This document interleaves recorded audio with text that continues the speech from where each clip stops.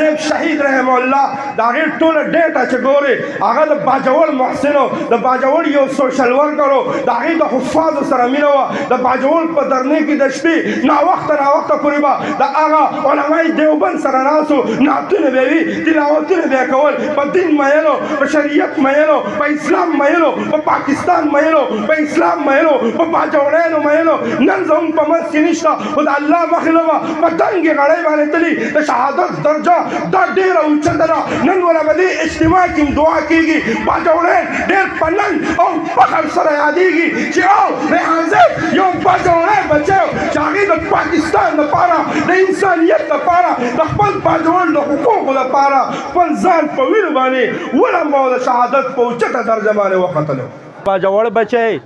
د شهداو د ځمکې بچی هلته خلک په دین باندې خپل جان او مال هر څه قربانوي یقینا اوس چې دا شهداو دا واقعه راله ما په دغه کې د باجوړیانو هغه نفسیات وکتل داسې کور نه و چې په هغې کې جوبل شوی زخمي نه و داسې کور نه و چې په هغې کې شهید نه و په ټول باجوړ باندې ماتم و زه الحمدلله د صبر هغه غرونو ته سلام کوم په کم کور ورغلم په کم زخمي ورغلم د ټولو مشرانو دقه یوه صدا وه چې خالق راله راکړو د خالق په لار باندې لاړو مونږ د رب نه رضا یو رب چې څه کوي مونږ د هغې باندې رضا یو زه سلام کوم ستاسو حوصلې ته ستاسو جذبې ته د باجوړیانو د استقامت ته چې الله وله د غرب په شان صبرونه ورکړي او بله ورځ مې د نوجوان هغه پلار هم اورېدو ریحان صاحب شهید رحمه الله ټول هم نران دي ټول که د چا سم تعلق ته ټول نه نرانو بچي دي الله رب العزت دا ریحان صاحب شیخ شهید رحم الله درجات هم بلند کړي زما ډېر زیات خوښ او د هغې یو وجه هم دا وه موږ د دین دپاره مینه کوو د دین دپاره بغض ساتو د څه لپاره زموږ سره ذاتیات د چا سره سټیج ما نشته ساؤنډ ماسټر مولانا صاحب ته ذاتیات چا سره ساتې ته ساتې شاته هغه شملو والا علما ناستې چا سره ذاتیات کوئ نه نه نه نه زمون تعلق هم د الله دپاره زمون وران هم د الله دپاره دا حدیث مبارک دی دغه الله دې د هغه درجات بلند کړي خو تاسو ته وایم څنګه چې ستاسو د مشرانو مینه د دین متین سره او د قرآن سره ده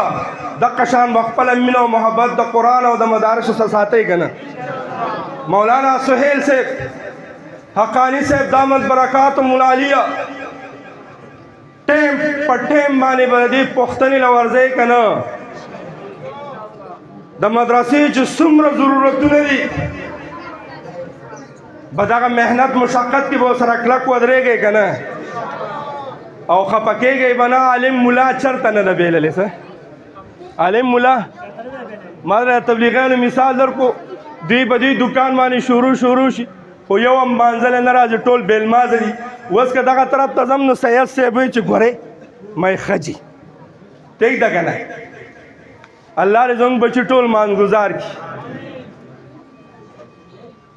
دا تبلیغیان ډېر لوی کار کوي خو دې تبلیغیانو سره کلک ودرېږئ دوی ډېر هوښیار خلک دي چې مانځه ته یې دله بچی راوستو تی راوستې دا د هر څه کامیابي ده د دنیا او د آخرت دواړو نو مین مرکز ته م راولي چې هغه د کامیابۍ کنجي ده او هغه مونځ دی الله دې زموږ په حال اولاد کې د مانځه د لوی عبادت دا مرتبه چې کوم ده اوچته ده الله دې پکې دا فکر او دا عمل نه ولي زموږ بچي ګورئ امیر صاحب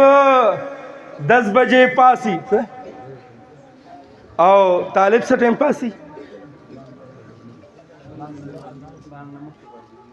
بانګ نه مخکې پاسي د اذان نه او دا سحر د اذان نه مخکې سید صاحب